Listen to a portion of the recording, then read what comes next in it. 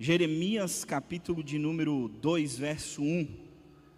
Eu ministrei há um mês atrás, eu falei para vocês que Deus tinha posto uma palavra no meu coração, e é essa palavra que Deus tinha posto no meu coração. Acho que foi no dia 1º desse ano. Primeiro desse ano, essa palavra bateu no meu coração e ela ficou martelando no meu coração, e eu guardei para hoje. Vamos ver, tomara que dê certo. Jeremias capítulo 2, verso 1 a seguir diz assim: O Senhor me deu outra mensagem.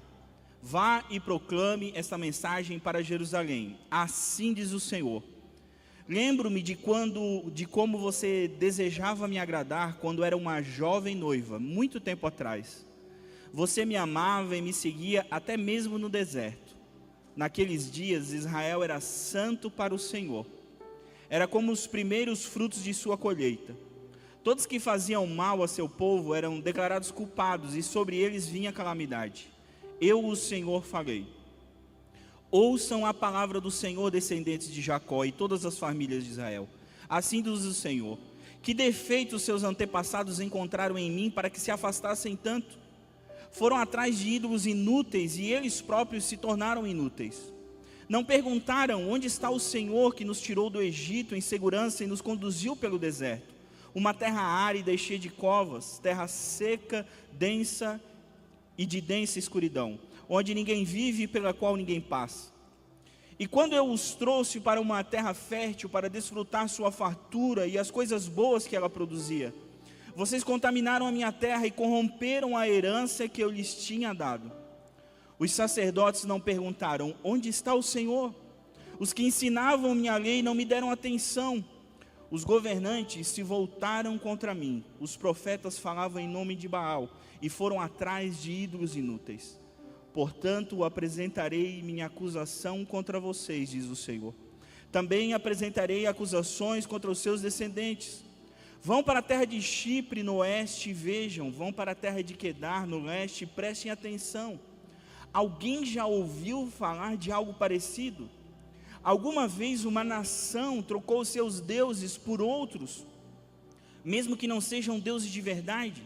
Meu povo, no entanto, trocou seu Deus glorioso por ídolos inúteis. Os céus se espantam diante disso, ficam horrorizados e abalados, diz o Senhor, pois o meu povo cometeu duas maldades. Abandonaram a mim, a fonte de água viva, e cavaram para si cisternas rachadas que não podem reter água. Pois o meu povo cometeu duas maldades: abandonaram a mim, a fonte de água viva, e cavaram para si cisternas rachadas que não podem reter água.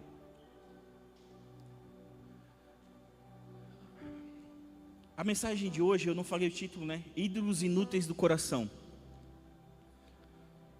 Os ídolos inúteis do coração. Vamos fazer um contexto aqui. Profeta Jeremias, profeta das lágrimas, é um dos profetas que levou um peso assim. A responsabilidade que Deus encarrega a ele, ela é realmente muito grande, porque ele tem que profetizar para o povo, e tem que dizer para o povo que é para o povo ir para o exílio. Esse capítulo aqui, esse capítulo começa e Deus está contando toda a história dele com Israel. Deus conta toda a história dele com Israel para chegar nesse momento que está com Jeremias. Então Jeremias, ele está profetizando antes do exílio e profetiza durante o exílio. Só que ele não é um profeta que carrega uma boa mensagem. Na verdade, a mensagem dele é dizendo para o povo: olha só, chegou o julgamento na vida de vocês, e agora vocês precisam se submeter à Babilônia e ao exílio. Então todo o povo de Israel considerava Jeremias um traidor. Imagina um profeta judeu estando aqui profetizando para nosso povo e dizendo que a gente tem que ser escravo, submetido de outro povo. Então, imagina Deus falando com esse povo agora e lembrando dos bons tempos que Deus tinha com esse povo. E Deus fala sobre o deserto, Deus fala sobre eles saindo do Egito, e Deus fazendo várias promessas a esse povo, e dizendo para eles que ia levar eles a uma terra que mana leite e mel. a uma terra que havia abundância, tanta abundância que quando os espias entraram e voltaram, precisavam de 2 homens para carregar um cacho de uva. Havia muita abundância e Deus desejava aquilo para ele. E o coração de Deus vai se abrindo nesse momento, né? E geralmente nesses profetas, né? Quando você quer ver o coração de Deus bem aberto, assim, você vai ler os profetas Isaías, Jeremias, Obadias, Amós, você vai lendo esses profetas, você vai percebendo Deus falando e Deus rasgando o seu coração. Porque Deus amava aquele povo. E Deus não só amava, Deus se movimentava a favor daquele povo. Então ele vai dizendo, meu Deus, como é... Deus não dizia meu Deus, né? Ele dizia, meu eu. Como era bom, quando Israel estava no deserto, era uma noiva, se achegava a mim, tinha uma dependência, uma relação. E aí o povo de Israel entrou na terra, e aí dá um bocado de problema, porque eles vão levando, né, lá em Êxodo vai falar do populacho, e eles não vão obedecendo inteiramente aquilo que Deus falava, e eles não vão conquistando a terra como Deus falava para conquistar. E acaba que depois de uns 500 anos naquela terra, chega um rei chamado Acabe, uma rainha chamada Jezabel, e eles institucionalizam, eles colocam no governo a adoração a outros ídolos. Antes a adoração, alguém do povo podia adorar outro Deus, fazer alguma coisa, mas quando Acabe e Jezabel chegam ao trono, e a Jezabel não era judia, né, era fenícia, e ela traz consigo um monte de deuses, e ela coloca a adoração a outros deuses como estatal. Ou seja, agora todo mundo do reino deveria adorar. E aí você se lembra de Elias no Monte Carmelo, desafiando os 450 profetas de Baal, os 400 profetas de Azera. E ali uma guerra espiritual, e ao mesmo tempo que aquilo, e obviamente Acabe e Jezabel no reino do norte, né, em Israel, no reino do norte, nesse tempo o reino já era dividido, mas aquilo causa uma mácula muito grande entre o povo. E depois daquilo, nunca mais o povo consegue ser limpo, tirar completamente a adoração a outros deuses. Então os altares, né, às vezes debaixo da árvore, às vezes dentro de casa, os altares ficavam nos bosques, nas vilas, nas cidades. E depois que Acabe e Jezabel fizeram isso, acabou que eles não conseguiram mais arrancar a idolatria de dentro do povo de Israel. Judá já demorou um pouquinho mais, porque Judá era o centro religioso. Então existia o templo lá, então eles tinham um pouquinho mais de proximidade com Deus, mas um dia chegou um rei chamado Manassés. E esse rei, ele foi tão idólatra, ele foi tão carregado de idolatria no seu coração, que ele colocou o Baal dentro do templo de Jerusalém. Ele perverteu completamente a adoração a Deus. E agora imagina, qualquer judeu que iria no templo para adorar Jeová, para adorar o Deus deles, e chegava lá e tinha um poste de Azera, ou tinha um ídolo, e aquele ídolo representava Baal. E aquilo de novo foi maculando o povo. E aquilo foi pervertendo o coração do povo, e o povo começou a transtornar. Agora, quando o povo queria alguma coisa, ele não buscava mais a Deus, ele buscava seu ídolo. E Baal era o deus cananeu, que representa a chuva, a colheita. A palavra Baal significa dono, significa senhor. Então agora o povo, em vez de pedir a Deus aquilo que eles precisavam, eles oravam a Baal. E eles pediam a Baal: Baal, manda chuva, manda prosperidade, controla as coisas aí para que a nossa plantação dê certo, para que as coisas dê certo. E a Azera, né, que era a mãe divina, né, a mãe dos céus, era a parte feminina do Baal, né? Era da mesma coisa, era uma deusa da fertilidade, de maneira que os animais se reproduzissem, que as mulheres se reproduzissem, e ela tinha uma influência muito grande. Então no reino do norte, lá em Samaria, isso foi institucionalizado por Acabe, por Jezabel, e no reino do sul isso veio com Manassés. Mesmo que depois o neto de Manassés, chamado Josias, faz uma reforma no povo, mas o caráter idólatra que entrou no coração do povo e na própria vida cotidiana, perverteu todas as coisas. E aí nesse contexto o Senhor dá uma palavra e diz: olha, agora não tem mais volta, a idolatria de vocês foi tão profunda, a idolatria de vocês, que vocês precisam ir para o exílio, vocês vão precisar passar 70 anos na Babilônia, não existe mais volta, não existe mais o que vocês possam fazer. E aí então é nesse contexto de idolatria, ao mesmo tempo que de lamento, em um povo que estava adorando outros deuses, mas também dentre eles um povo fiel que lamentava por causa dessa idolatria, mas não tinha mais o que fazer porque Deus já tinha dado a sentença. E aí o Senhor está usando Jeremias e está dizendo: fala para o povo, dá essa mensagem para o povo, diz essa palavra para o povo. E quando você vai ler todo o livro de Jeremias, ele é chamado profeta das lágrimas, porque ele é chorão, ele chora, porque ele carrega uma mensagem muito dura, muito pesada, muito contrariada.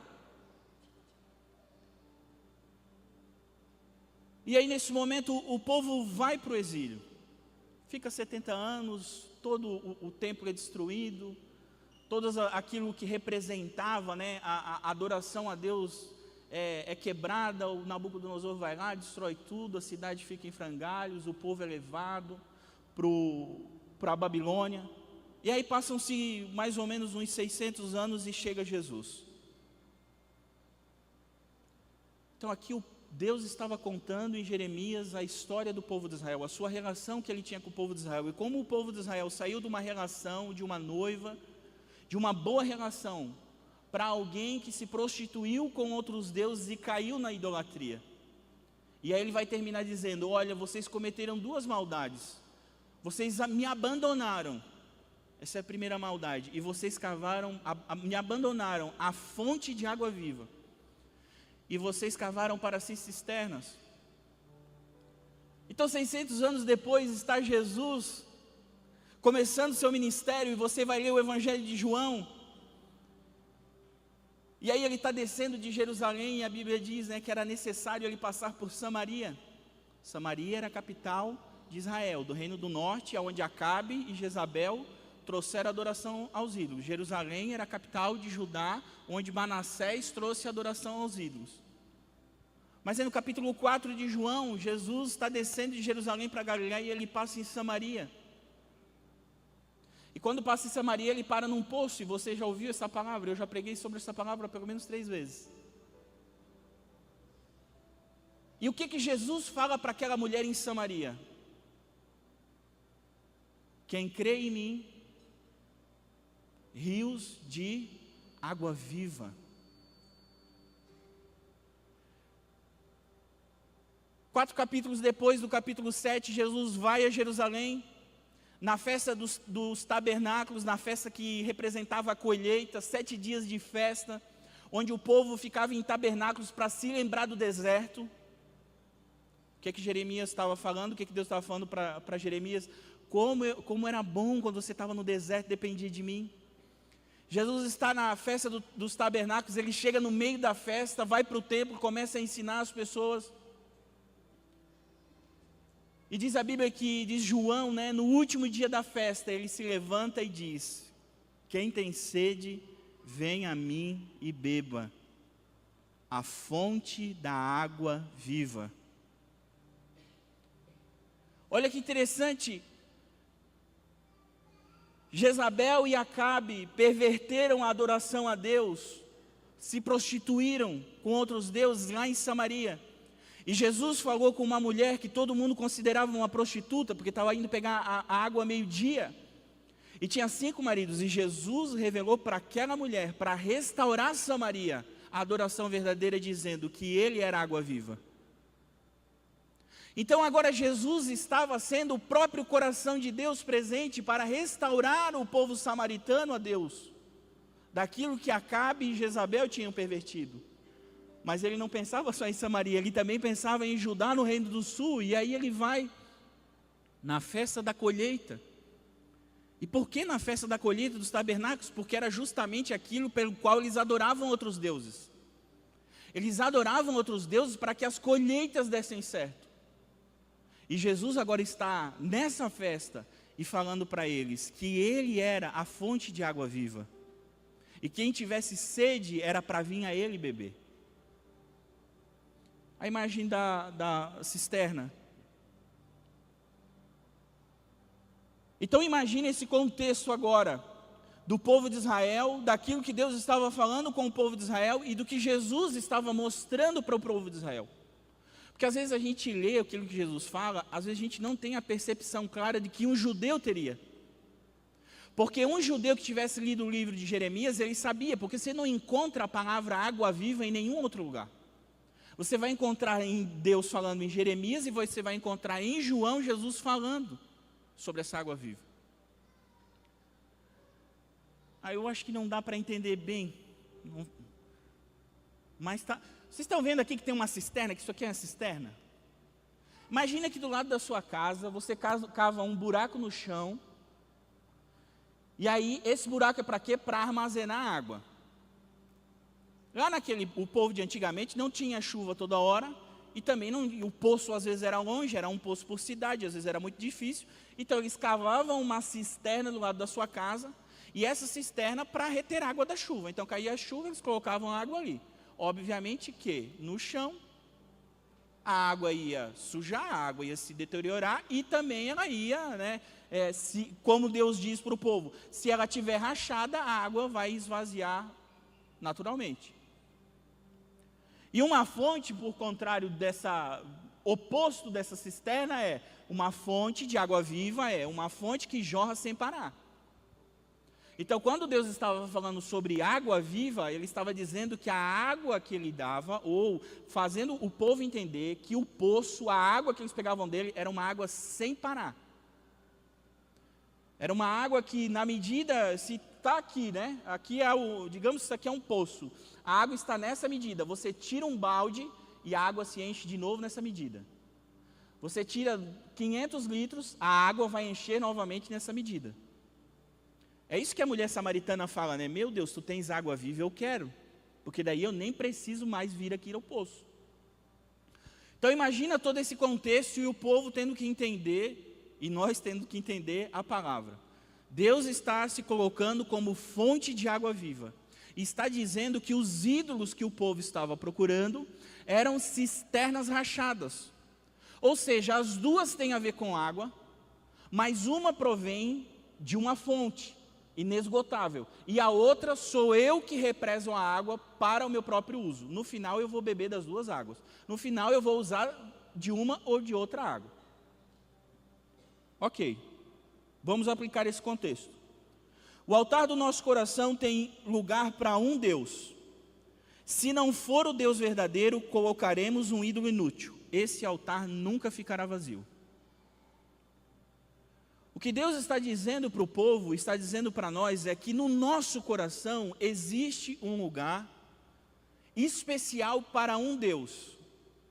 Esse pode ser o Deus verdadeiro, mas se não tiver o Deus verdadeiro, terá um Deus falso. Não existe um muro, não existe um meio termo, não existe assim como eu não quero Deus, mas eu também não quero o diabo. Eu não quero Deus, mas eu também não coloco outra coisa aqui. É tipo o agnóstico, né? O agnóstico, eu não sei se tem ou não tem, eu não posso provar nada. O agnóstico quer ficar no meio, em cima do muro. Não sei se é, não sei se não é. Não posso provar que não é, não posso provar que é.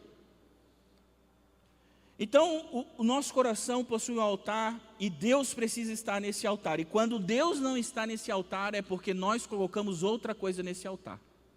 No caso do povo de Israel, eles colocaram Baal.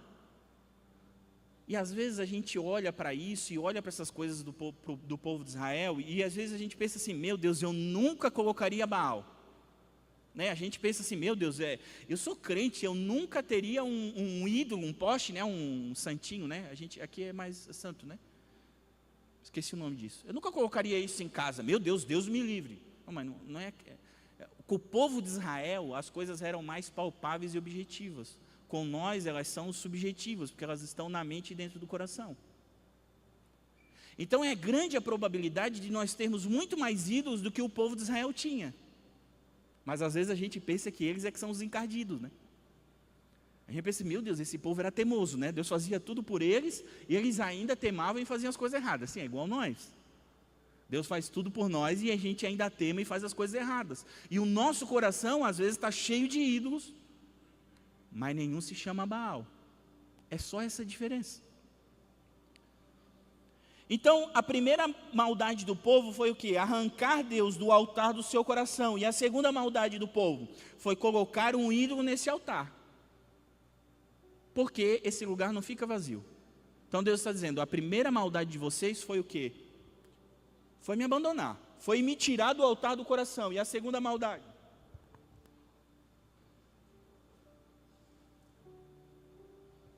E a segunda maldade, colocar um ídolo nesse altar. Irmão, o esfriamento espiritual, ele não é um ato. Ele não é um ato. Às vezes a gente pensa que vai ficar frio espiritualmente de uma hora para outra. Meu Deus, eu errei aqui e agora eu desisti. O esfriamento espiritual, ele é um processo. Ele começa assim, ó. Eu não oro hoje, não oro amanhã, não oro depois da manhã, passo um mês sem orar. Não leio a Bíblia hoje, não leio a Bíblia amanhã, leio uma vez por semana. Daqui a pouco já estou 2 meses sem ler a Bíblia. Aí daqui a pouco assim, não vou mais no culto, eu também não preciso ir em tanto culto, eu não vou culto, nós temos 4 cultos, né? Eu não vou culto, aí eu vou um culto por mês, que é o culto de ceia, porque o culto de ceia não pode faltar. Então, o esfriamento, essa decisão de ir abandonando Deus, ela é um processo em que, ao mesmo tempo que você vai abandonando Deus, você vai colocando alguma coisa no lugar. Não é um ato. Sabe como é que você sabe que você está esfriando espiritualmente? É quando você não ora nem pela comida. A não ser que você não sabia que deveria orar pela comida. Aí você está perdoado, tá? Aí você está perdoado. Mas assim, quando você não dá graças, assim como Jesus ensinou e disse, quando você não dá graças pela comida que come, você acha que a pessoa que não agradece a comida que come vai orar de manhã, de madrugada, e vai orar em algum lugar? Então é um sinal claro que ela está esfriando espiritualmente. O altar onde estava Deus, Deus não está mais nesse altar. Mas Neto, Deus no altar do nosso coração, o que Ele gera na nossa vida? Deus no altar do nosso coração nos dá significado, segurança e satisfação. Deus no altar do nosso coração nos dá significado. Ele diz para nós a respeito da nossa identidade, quem nós somos, da nossa vocação, o que nós fomos chamados para fazer e do nosso propósito. É só Deus, no altar correto do nosso coração, que pode significar a nossa vida. Dar um sentido para a nossa vida. Sem Deus, as pessoas pensam ter sentido, mas não tem. Sem Deus, as pessoas pensam ter significado, mas não tem, porque é impossível. São significados efêmeros, porque só em Deus nós encontramos significado. Só em Deus nós vamos conhecer quem verdadeiramente nós somos, porque só Deus sabe o nosso nome. Só Deus nos conhece, foi Ele que nos criou. Então, quando Deus está no altar do nosso coração e Ele é prioridade da nossa vida, nós encontramos e vamos encontrando, isso é um processo de significado. Nós vamos encontrando segurança. Em Deus nós encontramos segurança. Às vezes a gente quer proteção. Às vezes de Deus nós queremos proteção, não segurança. O cinto de segurança te protege de ter um acidente? Você está de carro e está de cinto. Quer dizer que esse carro nunca vai bater? Não. Então, na verdade, o cinto de segurança não te protege, ele te dá segurança. Olha, se bater, se acontecer alguma coisa errada, eu vou estar mais seguro. Então não é uma promessa de que as coisas erradas que as coisas vão dar tudo certo.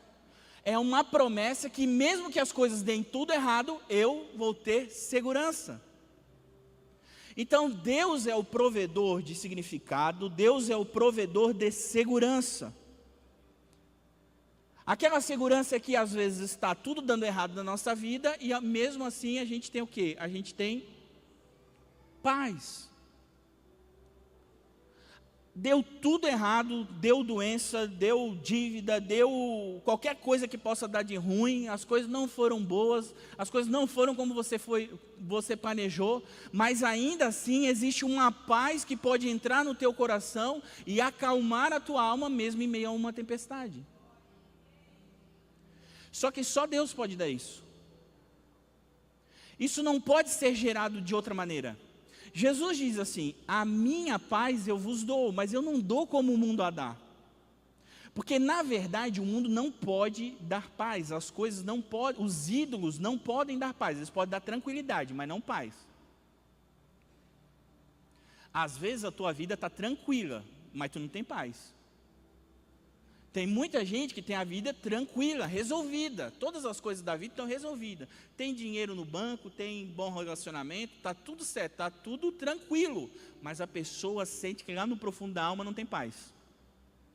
Ao contrário, às vezes o crente em Jesus, as coisas estão dando tudo errado. Ele não tem tranquilidade, mas ele tem paz. As coisas não estão tranquilas. As coisas assim, Pedro, Tiago e João no barquinho, e a tempestade vinha assim, ó, as coisas não tão tranquilas. É a tempestade acontecendo e Jesus no barco dormindo. Por quê? Porque ele tinha paz. Mas o barco estava sendo açoitado pela tempestade, mas ele tinha paz. Isso só pode vir de Deus. Isso só pode vir de Deus, essa paz. Mas a tranquilidade vem do ídolo. A tranquilidade vem do ídolo. E nós precisamos ter clareza disso para saber por que nós buscamos Deus. Nós buscamos Deus por segurança ou nós buscamos Deus por tranquilidade? Nós queremos mais de Deus para achar significado? Ou o terceiro, né, a satisfação. Então Deus dá significado, Deus dá segurança e Deus dá satisfação, a alegria. Gente, a alegria não é a mesma coisa que felicidade.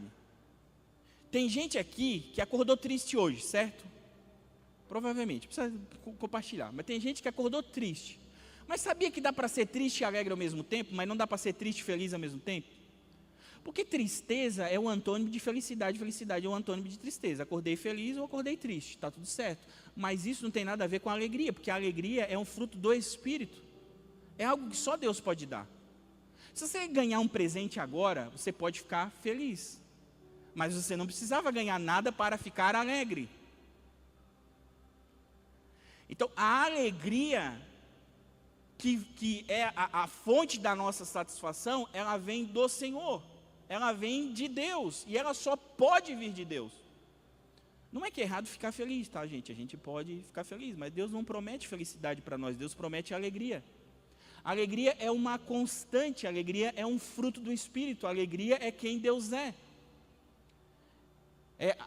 A gente cantou até aqui, né? A alegria do Senhor é a nossa força. O Senhor é alegre e Ele transborda alegria para os seus servos. Mas essa alegria não quer dizer que nós não vamos estar tristes. Isso aqui dá uma confusão um pouquinho, né? Porque às vezes você acorda, como diz a pastora Cris, os hormônios não estão bem ajustados.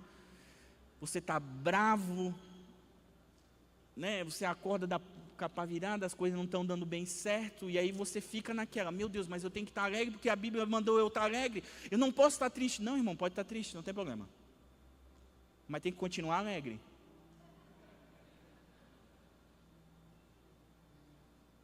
Você tem que entender que mesmo em meio a essa tristeza, a alegria do Senhor é a sua força. Porque senão você mata os seus sentimentos, as suas emoções, senão você quer fazer o quê? Virar uma pedra de gelo?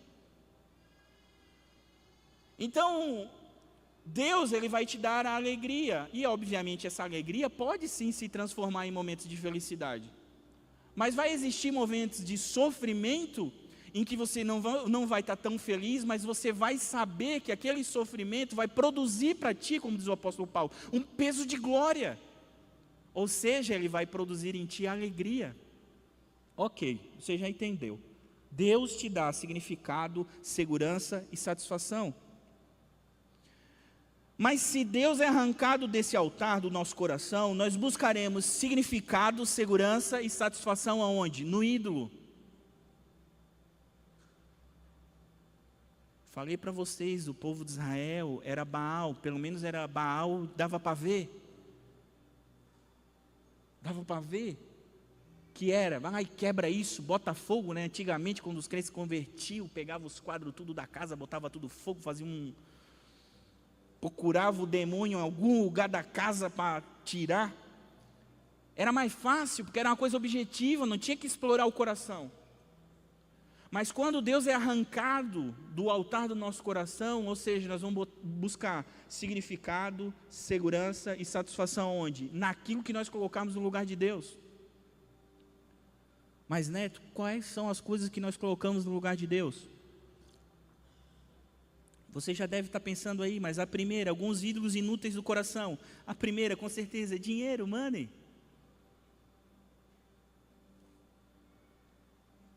É mamão, Jesus falou. Jesus falou. Mas, cara, você pode servir ao dinheiro, ou seja, ele virar um ídolo dentro do seu coração. O dinheiro tem um mal nele? Não, gente. O dinheiro não tem nenhum mal, é só um recurso. Os ídolos, na verdade, não são mal ou bom. O problema é o lugar que a gente coloca no altar do nosso coração. Então tem muita coisa que a gente às vezes quer se livrar, mas a gente quer se livrar porque a gente está colocando no lugar errado dentro do nosso coração. Porque se estivesse fora do altar de Deus, não teria problema nenhum. Então o dinheiro fora do altar de Deus, não tem problema nenhum. Se Deus está no lugar dele, o dinheiro vai estar no lugar dele. Mas se você botar o dinheiro no altar, o que você pensa que o dinheiro vai te trazer? Paz. Você vai pensar assim, se eu tiver bastante dinheiro, eu vou ter paz. Se eu tiver bastante dinheiro, eu vou provar para as pessoas quem eu sou.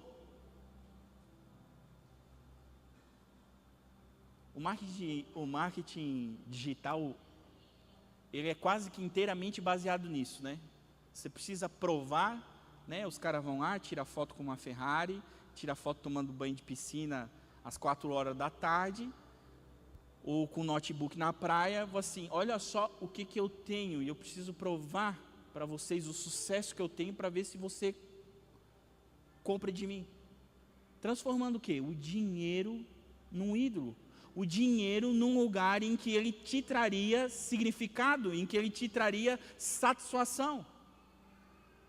Ô Neto, se eu ganhar dinheiro eu devo ficar triste? Não, irmão, fica feliz. Mas a alegria, o dinheiro não te dá alegria. Se o dinheiro está te dando alegria, é porque ele está no lugar do ídolo, entendeu? Se o dinheiro te dá alegria, ele está no lugar do ídolo. Se ele te dá felicidade, graças a Deus. Porque ganhar um Pix te deixa muito feliz, não deixa? Quero ver quando é desavisado, assim, um Pixinho de desavisado, mas pode ser de 15 pila. Chegou, tu olha assim, pô, aquilo tu estava triste aqui. Dinheiro traz felicidade? Dinheiro traz felicidade, mas dinheiro não traz alegria. Ai, tem gente que tem um monte de dinheiro e é triste, aí é o problema deles, né? Aí deixa eles com os problemas deles. O negócio são os nossos problemas. O negócio é a gente entender que se o dinheiro é que alegra a nossa alma, se o dinheiro é que dá o sentido da nossa vida, se é por causa do dinheiro que eu me sinto alguém. Sabe aquele camarada, o inimigo em comum, gatilho do inimigo em comum. Sabe aquele camarada que ele ganha um dinheirinho e ele some, você nunca mais vê ele não te chama mais. Ele ficou autossuficiente. Ele não precisa mais nem da tua amizade, porque ele ficou autossuficiente, então ele some. O dinheiro, ele ganhou o dinheiro foi para o altar do coração. Então agora ele nem precisa mais das pessoas que antes ele precisava. Mas se ele perde todo o dinheiro, você vai ver ele voltar para perto de você. Por quê? Porque daí se o dinheiro não está mais lá, aí quando ele perde dinheiro, ou seja, o ídolo dele desaba. Então, o dinheiro tem uma mania, nós temos uma mania forte de colocar o dinheiro, às vezes, no altar de Deus no nosso coração. Dinheiro não dá significado. Dinheiro não dá significado. A tua vida não está dando certo só porque você está ganhando dinheiro. Mas ganha dinheiro, tá? Pode ganhar dinheiro. Pode fazer dinheiro, pode trabalhar e ganhar dinheiro. Mas não é isso que aprova quem tu és. Dinheiro não nos aprova. Dinheiro não resume quem nós somos, de nenhuma maneira. Sucesso. Óbvio, né, gente, eu nem sei, mas não tem nenhum influencer aqui também, assim, alto, né, de alto gabarito, de 2, 3, 5, 10 milhões de pessoas, porque sucesso para nós hoje é quem tem um monte de seguidor na rede social. Mas, às vezes, pequenas coisas, pequenos sucessos da nossa vida são transformados em ídolos dentro do nosso coração. A gente coloca esse sucesso como um ídolo do altar, e porque a gente está tendo sucesso, isso nos dá significado, isso nos dá sentido. Irmão, isso é muito sorrateiro, isso é quase imperceptível no nosso coração, a gente se sentir aprovado por aquilo que a gente fez deu certo, por alguma coisa que a gente fez viralizou, ou por alguma coisa no trabalho que a gente fez e foi aquilo, e aquilo de alguma maneira a gente acha assim, agora eu tenho sentido, agora eu tenho significado, agora eu estou alegre. Não, irmão. Não é o sucesso que nos dá sentido, não é o sucesso que nos dá segurança. Relacionamentos. Vê, gente, sucesso é bom, tá? Dinheiro é bom, sucesso é bom, essas coisas são boas. Ela só não pode estar no lugar errado dentro do nosso coração. Relacionamentos, sabe que às vezes a gente coloca pessoas no altar dentro do nosso coração? E às vezes a gente carrega pessoas de expectativas, e quer que essas pessoas supram todas as nossas expectativas e que elas nos satisfaçam. Gente, você pode ter o melhor casamento que existir, você não vai conseguir satisfazer o seu marido ou a sua mulher, nem completamente, nem todo dia. A minha mulher hoje, ela está aí, é o amor da minha vida.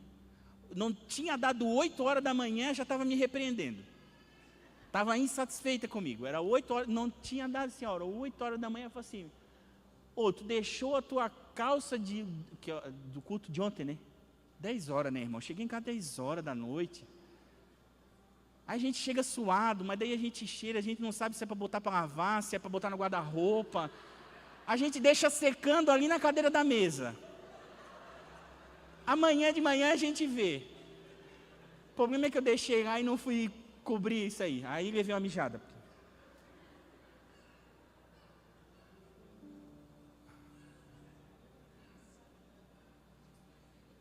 Irmão, a gente não satisfaz. Nenhuma pessoa vai satisfazer o que você precisa. Nenhum relacionamento você pode colocar essa pessoa num altar de Deus. Você vai transformar essa pessoa num ídolo. E você vai querer que ela te dê significado, que ela traga a alegria do teu viver. Eu sei que às vezes, né, a gente fala para a mulher que ela é o amor da nossa vida, que é a alegria do nosso viver, está tudo certo, não tem problema. Mas, irmão, a alegria do nosso viver é Jesus. Ninguém pode carregar esse peso, irmão. Ninguém pode carregar esse peso. Quem nos dá sentido, significado para a nossa vida, não é a sua mulher ou o seu marido, é Jesus. É Deus, é só Deus que pode dar isso. Poder e controle. Dizem, né? Eu não gosto muito desse ditado, mas diz: dê poder para a pessoa e você vai conhecer ela. Porque tem gente que gosta de um poderzinho, de um controle. Quando tem um controle na mão, meu Deus do céu. As minhas meninas, eu nunca vi, gente. Elas gostam de ter o controle da TV na mão. Assim, chama ela para qualquer coisa, elas vão com o controle. Eu digo, mas tu saiu da frente da TV. Não sei se elas querem garantir, elas querem mandar no que está passando na TV. E já mando, né? É marcha urso, a gente não manda mais nada. Mas assim, às vezes a gente tem um gostinho no poder. Às vezes a gente tem um gostinho no controle. Às vezes a gente só sente que tem algum significado quando está comandando alguma coisa, por mínima que seja. A gente de alguma maneira quer estar num degrau um pouquinho mais alto, porque aparentemente esse degrau um pouquinho mais alto é o que vai nos dar alegria, satisfação. Ou estar sempre no controle, olhar todas as questões da sua vida e pensar, isso aqui tudo tem que estar no meu controle. E aí o poder e o controle são colocados como ídolos dentro do seu coração. E aí você quer controlar toda a sua vida, mas você não vai conseguir. Nem as coisas internas a gente consegue controlar, quem dirá as coisas externas que não estão sob o nosso controle nunca. Prazer e conforto. O que as pessoas mais buscam hoje? Prazer e conforto, é o hedonismo. E a gente de alguma maneira é muito influenciado por isso. Quando você olha o Novo Testamento, é muito contracultural para o Ocidente, né? Quando você olha Paulo falando, ele nunca busca por conforto em nada. Todas as coisas que ele faz, parece que ele faz o mais difícil possível. Só que a cultura ocidental, ela tem uma força, né? O Deus da cultura ocidental é o prazer. E esse prazer traz consigo o quê? O conforto. Eu preciso estar confortável e eu preciso ter prazer. E se eu tiver prazer e conforto, isso vai me trazer alegria. Isso vai me trazer paz. Isso vai satisfazer a minha alma. Ô Neto, mas espera aí, Neto, vamos lá. Na vida real, Neto, amanhã, se eu tiver o dinheirinho, se eu tiver garantido, eu não vou ficar alegre? Não, tu vai ficar feliz. Mas parece assim no meu coração que eu vou ter paz, eu vou estar em paz. Não, você vai estar tranquilo. Porque se as contas do mês estão pagas, se tem um dinheirinho lá investido, tal, você tem tranquilidade. E os princípios da palavra de Deus nos ensinam a buscar isso. Isso não é errado. Errado é nós buscarmos a paz em outro lugar que não seja Deus. Errado é nós buscarmos a segurança em outro lugar que não seja Deus. Errado é nós buscarmos a alegria em outro lugar que não seja Deus. Então toda vez que você busca alegria, segurança, paz, significado em algo que não seja Deus, você está colocando um ídolo dentro do seu coração. Você está adorando outro Deus. Porque o ídolo é inútil, e Deus chama, né? Deus diz, vocês têm ídolos inúteis.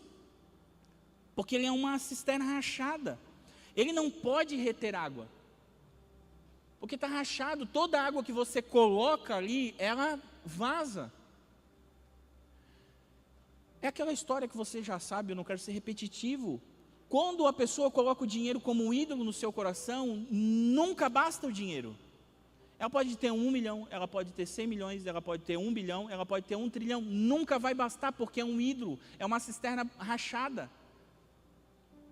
Vem um momentinho de suposta satisfação, mas daqui a pouco a água vaza. E aí a pessoa vai estar carente de mais alegria, de mais satisfação, de mais paz, de mais significado, de mais sentido. Então os ídolos, eles são cisternas rachadas. E às vezes quando a gente coloca um ídolo no nosso coração, a gente tem que ficar enchendo essa cisterna, porque daí a cisterna é nossa. E aí a gente vai tendo todo o trabalho de manter essa cisterna, mas ela é rachada por natureza. E isso dá um trabalhão, irmão. Procurar alegria no lugar errado é o pior trabalho que a gente faz. É o pior trabalho que a gente faz. Deus é uma fonte de água viva. Fique de pé. Deus é uma fonte de água viva, só Ele pode nos oferecer significado, segurança e satisfação, incondicionalmente e consistentemente. Veja bem, a fonte de água viva, ela flui consistentemente. Hoje você se alegra com Jesus, hoje você se alegra com Deus, amanhã vai ter uma nova porção de alegria. Hoje você sentiu paz com Deus, amanhã você vai sentir ainda mais paz. É uma fonte que jorra e que nunca para. Mas se hoje você buscou paz em outros ídolos, amanhã, se esses ídolos não estiverem corretos, você vai buscar novamente. Para finalizar, olha o que o apóstolo Paulo fala a respeito daquilo que ele encontrou. a respeito do lugar que ele encontrou em Deus e de como ele entendeu o lugar de Deus na sua vida. Aí eu coloquei outra coisa ali que era religiosidade, né? Mas passou. Olha o que o apóstolo Paulo diz, Filipenses. Pode vir, nações. Filipenses 7, ele diz assim: pensava que essas coisas eram valiosas. Pensava que essas coisas eram valiosas. Havia um pensamento no seu coração de que os ídolos inúteis que Deus falou eram valiosos. Mas agora as consideram insignificantes por causa de Cristo. Sim, todas as outras coisas são insignificantes comparadas ao ganho inestimável de conhecer Jesus, meu Senhor. Por causa dele, deixei de lado todas as coisas e as considero menos que lixo, a fim de poder ganhar a Cristo e nele ser encontrado. Não conto mais com a minha própria justiça que vem da obediência da lei, mas sim com a justiça que vem pela fé em Cristo. Pois é com base na fé que Deus nos declara justo. Quero conhecer a Cristo e experimentar o grande poder que o ressuscitou. Quero sofrer com Ele, participando de sua morte, para de alguma forma alcançar a ressurreição dos mortos.